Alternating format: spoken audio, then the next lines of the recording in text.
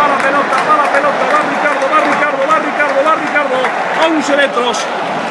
Raúl en portería, va el penalti, Ricardo, ¡gol!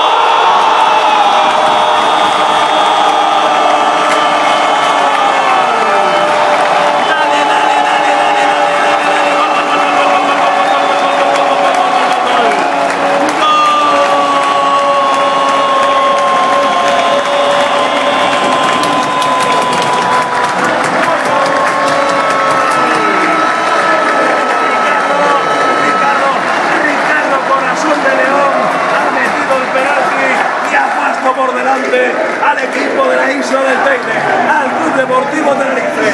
Minuto 22 de partido. ¡Tómalo! ¡Gol! Ricardo, Tenerife 1, Las Palmas, Pío 0.